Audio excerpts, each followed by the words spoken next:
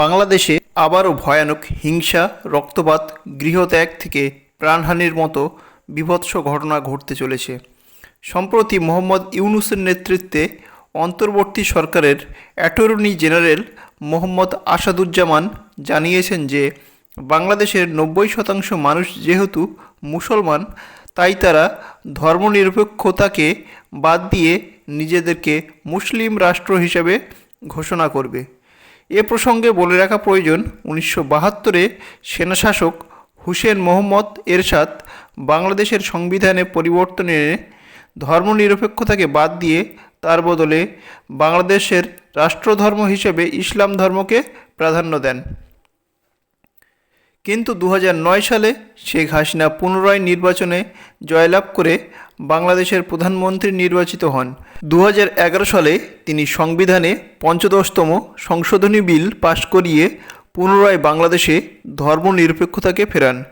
কিন্তু 2024 সালে 5ই আগস্ট বাংলাদেশের কোটা বিরোধী ছাত্র আন্দোলনের কারণে হাসিনা সরকারের পতন আর অন্তর্বর্তী ইউনূস সরকারের উত্থানে আবার ধর্মনিরপেক্ষতা বাদ গিয়ে ইসলামপন্থী রাষ্ট্র হতে চলেছে বাংলাদেশ। তবে এবারে বাংলাদেশে ধর্মনিরপেক্ষতা বাদ হয়ে ইসলাম রাষ্ট্র হলে আবার ফিরে আসবে 1947-এর দেশ বিভাগের ভয়ানক স্মৃতি। এই সময়ে পশ্চিমবঙ্গ ভারতের অন্তর্ভুক্ত হয় ও পূর্ববঙ্গ বর্তমান বাংলাদেশ পাকিস্তানের অন্তর্ভুক্ত হয়।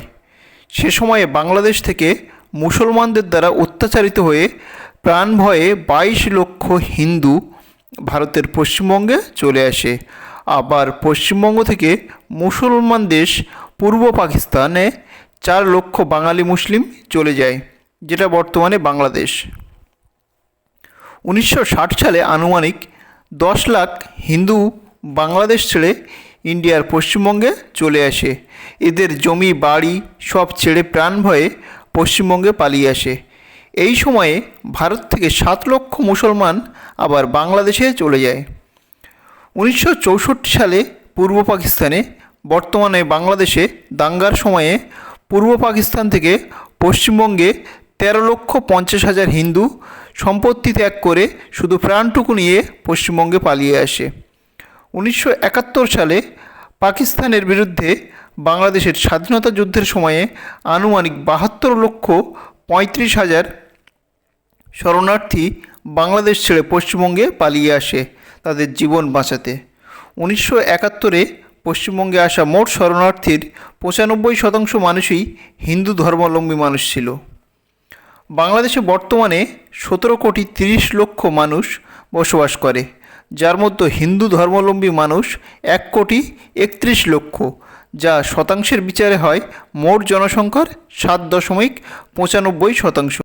কিন্তু দেশটিতে ধর্মনিরপেক্ষতা উঠে গিয়ে ইসলাম রাষ্ট্র হিসেবে প্রাধান্য পেলে এই 1,31,00,000 হিন্দুদের কি হবে, এ বিষয়ে আপনাদের মতামত অবশ্যই জানাবেন।